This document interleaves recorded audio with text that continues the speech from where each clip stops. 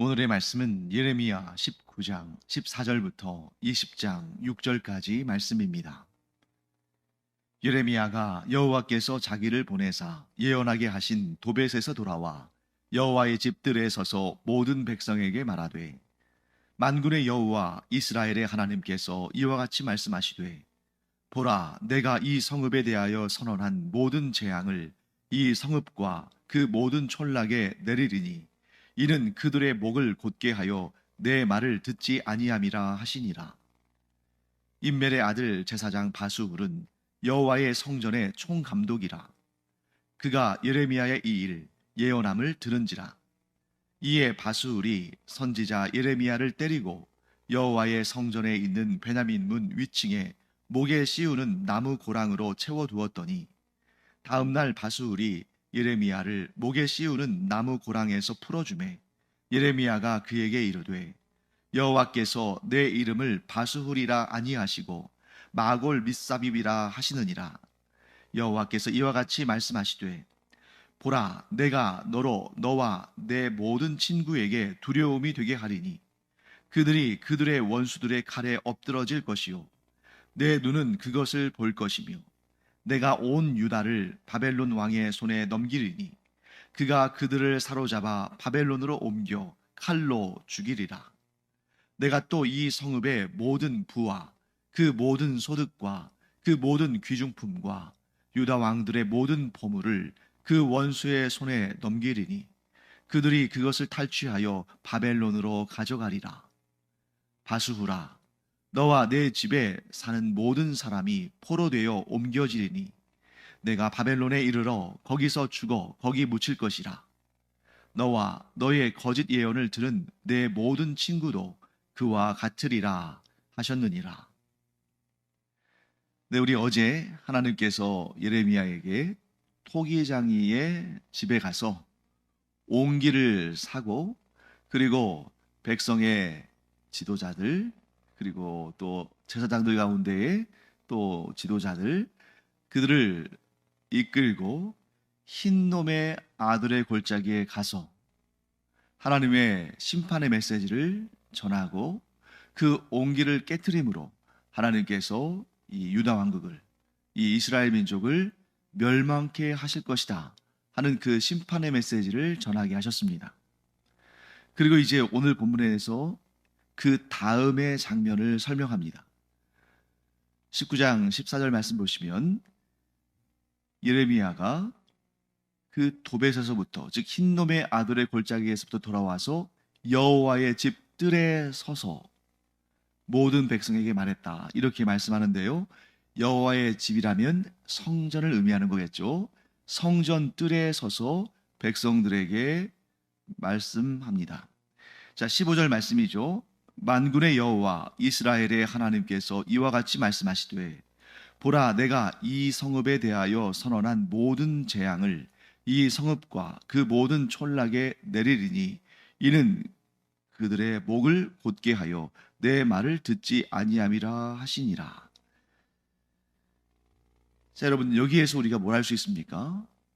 흰놈의 아들의 골짜기에 가서 하나님의 말씀을 선포했지만 그 말씀을 듣고 반응하는 사람들이 없었고, 또 성전에 와서 동일한 말씀을 전해도 반응하는 사람들이 없는, 그러니까 도무지 개선의 여지가 없는, 하나님의 말씀이 선포되어도 듣지 않는 그런 상황인 것이죠.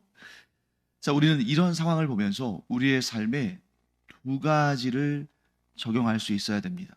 첫째, 우리의 삶에 이 흰놈의 아들의 골짜기에 있던 사람들이나 이 성전뜰에 있던 사람들이나 그들이 공통적으로 가졌던 그 특징이 있죠. 하나님의 말씀이 귀에 들려도 그 말씀을 따르지 않는, 순종하지 않는, 즉 귀로 듣기는 들어도 마음과 삶은 반응이 없는 그러한 부분이 혹시 우리의 삶 가운데 있지 않은지, 즉 우리의 삶 가운데에 흰놈의 아들의 골짜기와 같이 하나님의 기쁘심이 되지 않고 도리어 하나님의 책망받을 부분은 없는지 우리 자신을 돌아봐야 됩니다. 물론 이렇게 오늘의 예배를 드리면서 함께 하나님의 말씀을 나누고 있는 우리들은 하나님을 완전히 떠나버린, 하나님과의 그 언약 관계를 끊어버린 그런 분들은 아닐 거예요. 왜? 하나님 말씀 듣고 있잖아요.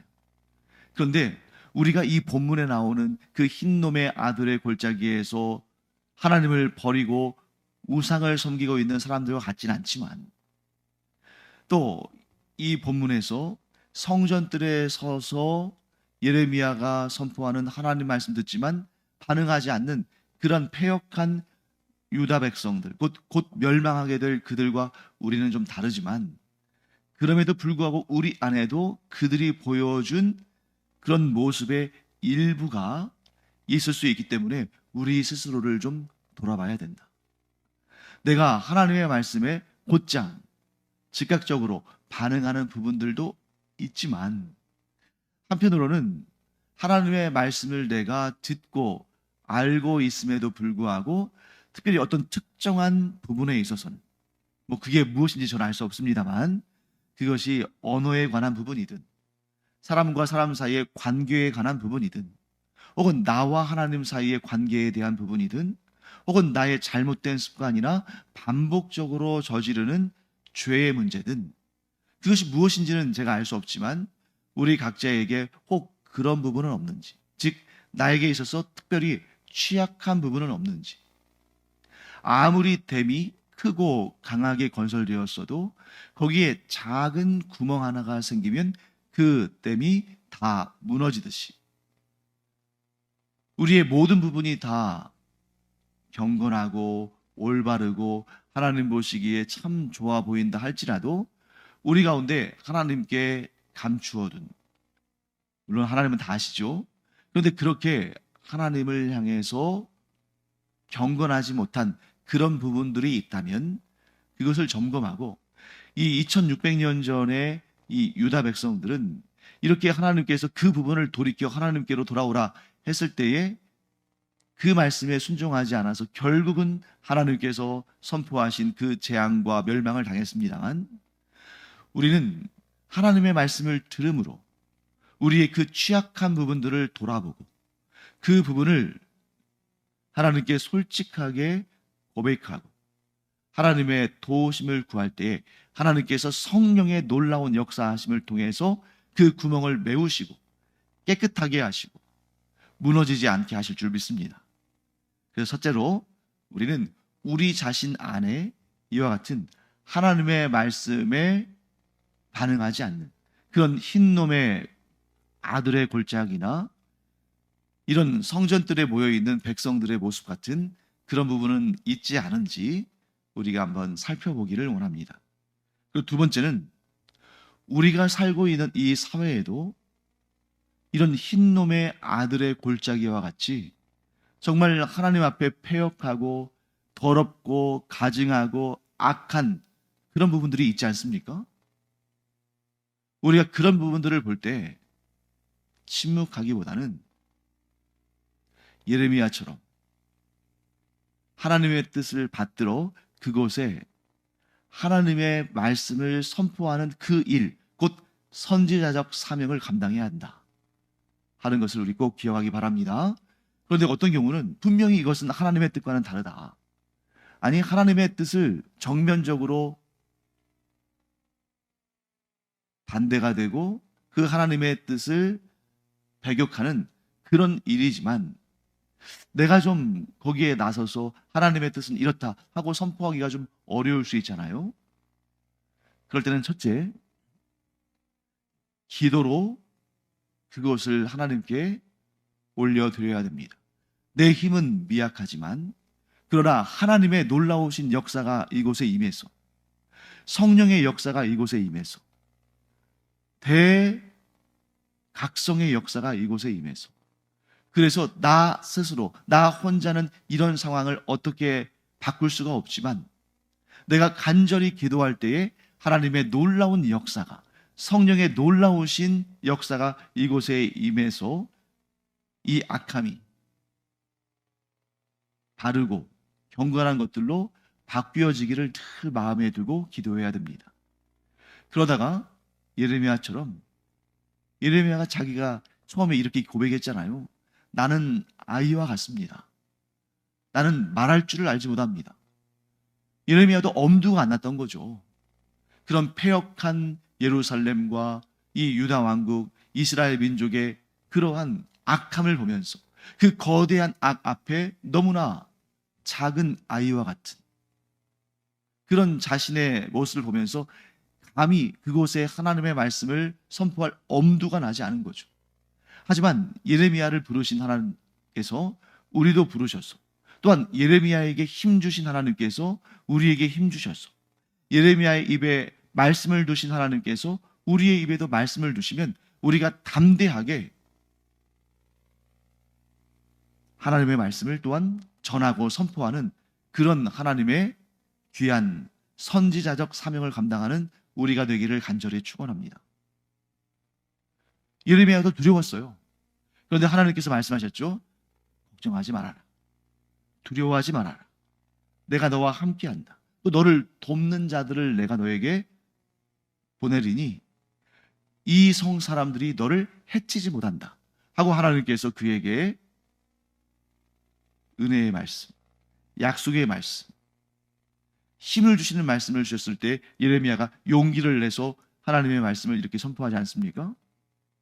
그런 하나님의 은혜가, 능력이, 도우심이, 지켜주심이 우리에게 임할 때에 우리도 입술을 벌려서 하나님의 뜻이 무엇인지를 알려주는, 그게 한 사람이라도 좋아요.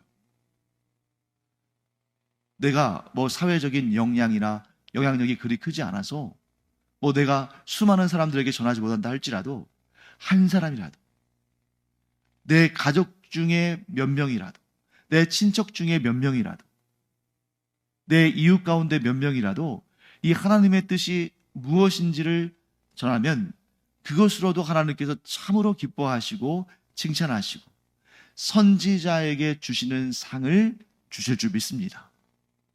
그래서 우리는 내 자신 안에서도, 또 우리 가정 안에서도, 또 우리 교회 공동체 안에서도, 나아가 이 나라와 이 민족, 우리가 사는 사회 안에서도 흰놈의 아들의 골짜기와 같이 하나님을 대적하고 하나님의 뜻에 반역하는 그런 곳이 어디에 있는지를 살펴보고 그곳을 위해서 기도하고 그곳에 하나님의 말씀을 선포하는 그런 우리가 되기를 간절히 축원합니다.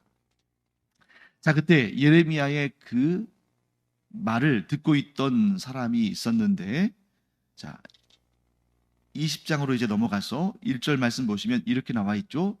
임멜의 아들 제사장 바술은 여호와의 성전의 총감독이라. 그가 예레미야의 이 일 예언함을 들은지라. 자, 여기에 바술이 등장하죠. 그리고 그는 직분이 제사장입니다. 그리고 그가 맡은 일은 성전의 총감독입니다. 자, 여러분, 이 예레미야서에는 바술이라는 인물이 이 20장 1절에 나오는 이 바술 제사장 말고도 2명이 더 있어요. 그래서 그 다음 장인 21장 1절에 보시면 말기야의 아들 바술이 등장하고, 그 다음에 한참 지나서 38장 1절에 보시면 그다랴의 아버지 바술이 등장합니다. 바술이 3명 등장하는 거예요. 20장, 21장, 38장. 그런데 21장과 38장에 등장하는 바술은 그 직책이 무엇인지 나와 있지 않아요. 그러니까 이 사람들이 제사장일 수도 있지만 아닐 수도 있는 겁니다. 아마 아닐 가능성이 크죠. 왜냐하면 뭐 직접적으로 언급이 되지 않았으니까. 하지만 제사장일 수도 있는 겁니다. 그런 정황상. 그런데 20장 1절에는 임멜의 아들 제사장 바술은 분명히 제사장이라는 직분이 나와 있습니다. 거기다가 그 사람, 이 바술은 성전 총감독이라고 말씀하고 있어요. 성전 총감독이 어떤 역할을 하는가? 거기에 대해서는 구체적인 내용이 나와 있지 않고 그 직책조차도 뭐 여기에서나 발견하는 그런 내용이니까 우리가 잘 알 수 없습니다. 그런데 이런 가능성이 있죠.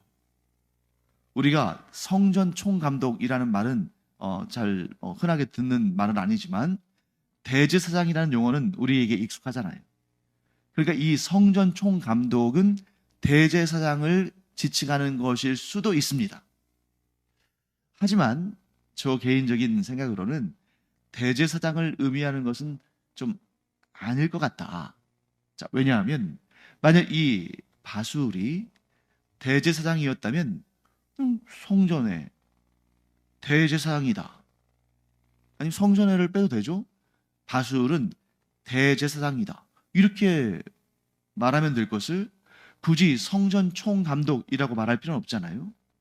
그래서 이 성전 총감독이라는 이런 용어는 아마도 제 생각에는 대제사장처럼 그렇게 좀 어떤 그 상징적인 직책 그런 차원이 아니라 좀 구체적으로 이 성전과 관련된 일들 뭐 예를 들면 대사의 준비를 할지 또 성전에 좀 어떤 보수할 곳이 있다면 그런 보수할 곳을 또 일꾼들에게 맡기고 또 어떻게 보수해야 할지를 또 얘기해주고 또 돈도 주고 하는 그러한 좀 살림을 맡아서 하는 이 성전과 관련된 일들을 좀 전반적으로 집행하는 그러니까 대제사장 같은 경우는 나이도 많고 또 좀 상징적인 직분이고 하다 보니까 이런 성전의 어떤 구체적인 그런 사역들을 뭐 일일이 챙기기는 좀 쉽지 않겠죠.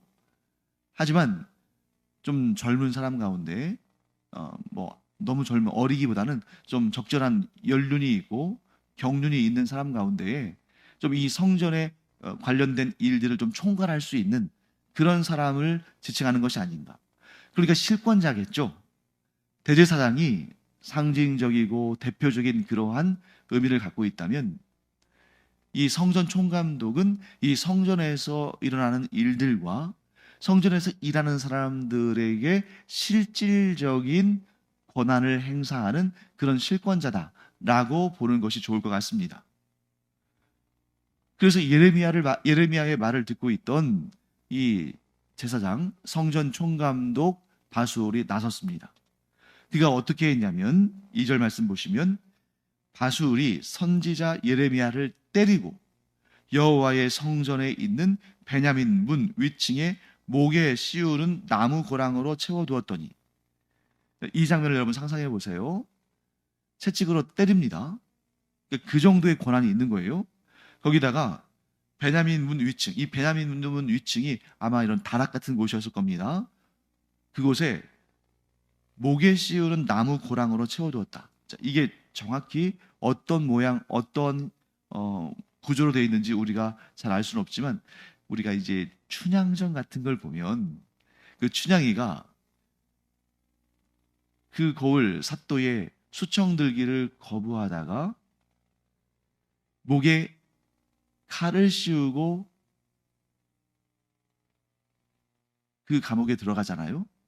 그 칼이 이제 사람 찌르는 칼이 아니라 목에 이렇게 움직이지 못하도록 도망치지 못하도록 이렇게 달아놓은 그런 나무 판자 같은 거죠. 그러니까 그와 같이 도망치지 못하도록 활동의 자유를 빼앗는 그런 수감자의 신분임을 드러내는 그러한 구조물을 또 그에게 씌웠다는 것을 알 수가 있습니다. 자, 이런 행위에는 두 가지의 의미를 담고 있죠. 첫째, 예레미야, 너의 그 말은 네가 하고 있는 이 일은 잘못된 것이다.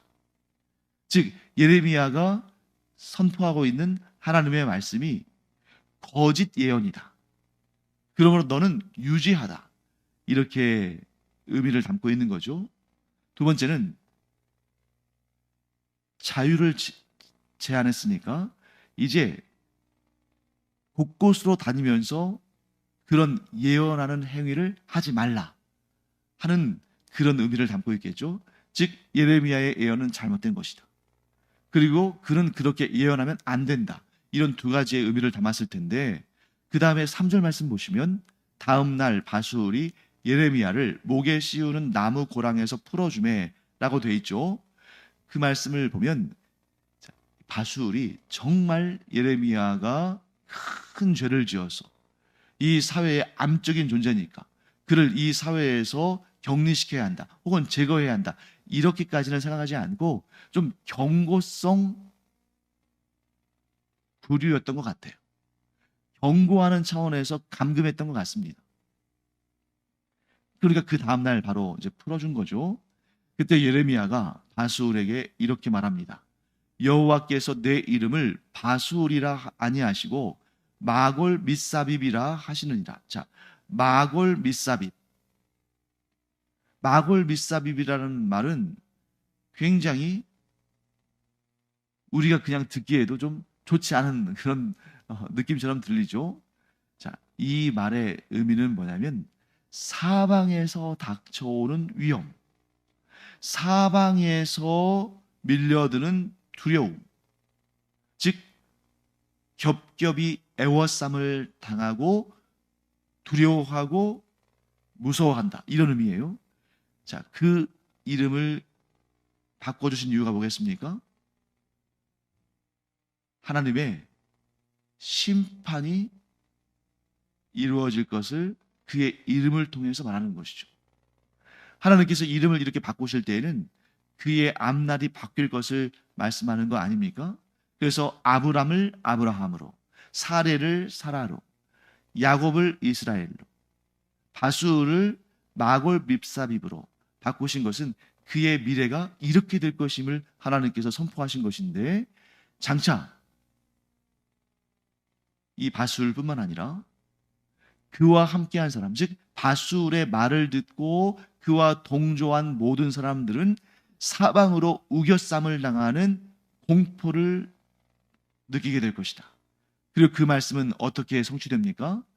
바벨론이 유다 왕국을 침노할 때, 유다 왕국을 침략할 때, 어제도 제가 말씀드린 것처럼 이 예루살렘 성을 겹겹이 에워싸서 그들로 하여금 사방에 우겨쌈을 당함으로 공포심을 느끼게끔 하는 그런 작전을 취했다는 것을 말씀드렸죠.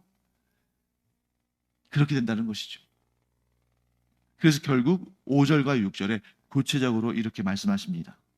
내가 또 이 성읍의 모든 부와 그 모든 소득과 그 모든 귀중품과 유다 왕들의 모든 보물을 그 원수의 손에 넘기리니 그들이 그것을 탈취하여 바벨론으로 가져가리라. 바수우라, 너와 내 집에 사는 모든 사람이 포로되어 옮겨지리니 내가 바벨론에 이르러 거기서 죽어 거기 묻힐 것이라. 너와 너의 거짓 예언을 들은 내 모든 친구도 그와 같으리라 하셨느니라. 자, 저는 이 말씀을 들으면서 굉장히 좀 두려우면서도 중요한 메시지를 발견합니다. 사랑하는 성도 여러분, 우리가 우리 주변 사람들에게 내가 원하든 원치 않든 영향력을 행사하는 사람들이고, 또한 내가 원하든 원하지 않든 내 주변 사람들에게 영향을 받는 존재다. 즉 사람은 어느 누구도 완전히 오롯이 혼자만 살아가고 혼자만 그 영향을 구축하는 것이 아니라 우리는 항상 관계 속에서 살아가고 영향을 받기도 하고 영향을 주기도 하는 존재다. 그러므로 우리가 늘 이렇게 기도하기 바랍니다. 하나님, 제가 누군가를 악한 길로 이끌어가고 파멸로 이끌어가고 하나님의 심판받을 길로 이끌어가는 그러한 불의한 영향력을 행사하는 자가 되기를 원치 않습니다. 제가 누군가에게 선한 영향력을 행사해서 그에게 생명길로 인도하고 구원의 길로 인도하고 복받는 길로 인도하는 그런 하나님의 사람 되기를 간절히 원합니다. 뿐만 아니라 제가 누군가에게 악한 영향을 받아서 제 인생이 망가지고 죄악된 길로 가고 하나님의 심판받는 그러한 인생 살지 아니하고 저에게 하나님께서 좋은 사람들 만나게 하셔서 좋은 친구, 좋은 이웃, 좋은 스승, 좋은 성도들 만나게 하셔서 저의 삶이 하나님 앞에 참 바르고 정직하고 경건하고 복된, 그래서 하나님께 상 받고 복 받는 그런 인생 살기를 원합니다.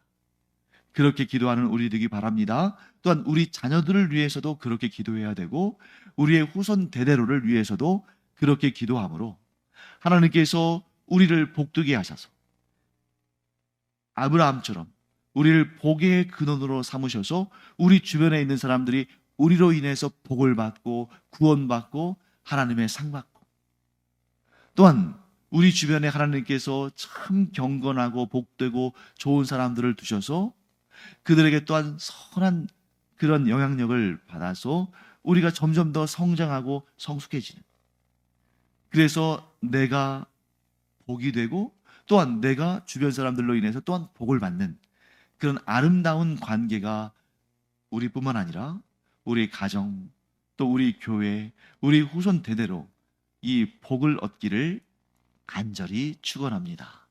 기도하겠습니다. 하나님, 저희가 예레미야와 같이 하나님께 참 귀한 사람들로 쓰임 받기를 원합니다.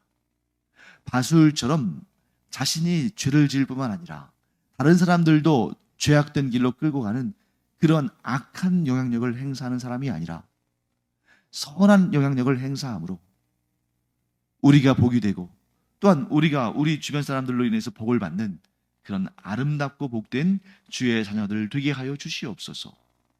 감사드리며 예수님의 이름으로 축복하며 기도합니다. 아멘. 기도하는 시간입니다.